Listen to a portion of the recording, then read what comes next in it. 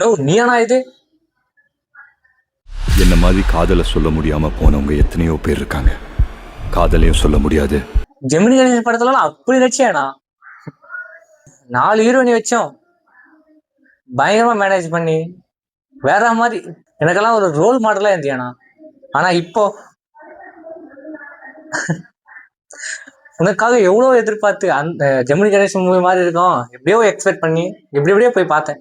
பார்த்தா கடைசியில ஏன்னா இந்த மாதிரி கேரக்டர் எல்லாம் போய் எடுத்து நடிக்கிற. எவ்வளவு நாள் தான் இப்படி கண்ணாலேயே காதலிச்சுட்டு இருப்பேன்? வாய் திறந்தும் லவ் சொல்றா.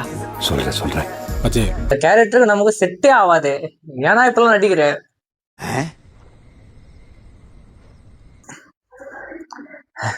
கயாடோ ஏன்னா விட்ட கயாடோ மிஸ் பண்ணிட்டேனோ.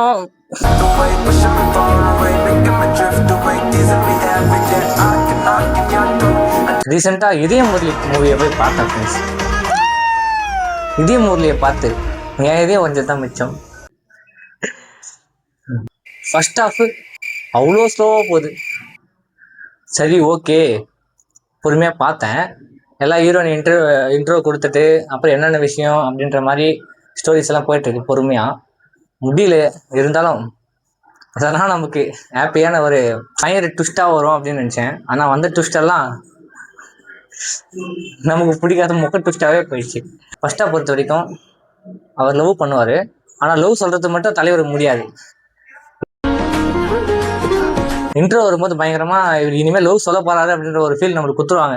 இவர் கன்ஃபார்ம் இனிமேல் லவ் சொல்றாரு, செகண்ட் ஹாஃப் பயங்கரமா போக போகுது அப்படி இப்படின்னு நினைச்சுன்னு இருந்தாக்கா செகண்ட்ல அப்புறம் வச்சாங்க பாரு அதை விட பயங்கரமா.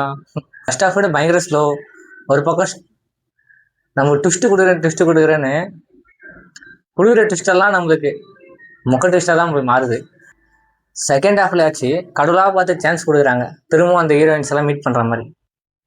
பார்த்தா செகண்ட் ஹாஃப்லயே தலைவரால் லவ் சொல்ல முடியல, கல்யாணம் கல்யாணமே ஆயிடுச்சு.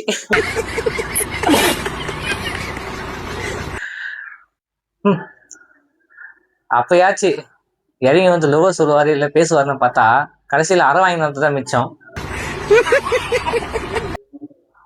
ஜெமினி கணேசன் மூவி மாதிரி இருக்கும்னு எவ்வளவு எக்ஸ்பெக்ட் பண்ணி பார்த்தேன். ஆனா அவர் கேரக்டரை பார்த்து நமக்கு வெறுப்பானது தான் மிச்சம். ஓகே இருந்தாலும் அதர்வா அண்ணன் அவர் கொடுத்த கேரக்டர் பக்காவா பண்ணியிருந்தாரு, அதுல எந்த ஒரு குறையுமே இல்லை. செகண்ட் ஹாஃப்ல எக்ஸ்பெக்ட் பண்ணது மொத்தமே மொக்கையா தான் போச்சு. மொத்தத்துல இந்த மூவி நம்ம கேரக்டர் சுத்தமா செட் ஆகல. இன்னொன்னு முடிக்க போறியா? டேய் டேய் டேய் டேய் மாமா என்னடே அவன் இன்னும் திருந்தல மாமா. ஒரு கேரக்டர் செட் ஆகும்னாக்கா அப்படியே போய் பார்த்து நல்லா என்ஜாய் பண்ணிட்டு வாங்க ஃப்ரெண்ட்ஸ். இதுல நிறைய சீன்ஸ் அது இதுக்கு வந்துச்சு இது வந்துச்சு நிறைய கன்ஃபியூஷன் ஆகும். படமே கன்ஃபியூஷன் தான், அதுல நடுவில் கன்ஃபியூஷன். டைம் இருந்தால் வாட்ச் பண்ணக்கூடிய ஒரு டீசெண்டான ஒரு சுமாரான மூவி தான். உங்களுக்கு கொஞ்சம் போய் பாருங்க. ஸ்மைலிஸ் ஃபகத் ஃபாசில் ப்ரோ அந்த எல்லா சீன்ஸுமே செம்மையாச்சு. லாஸ்ட்ல வந்த அந்த சாங்கோட சேர்த்த இன்ட்ரோ பயங்கரம் தான்.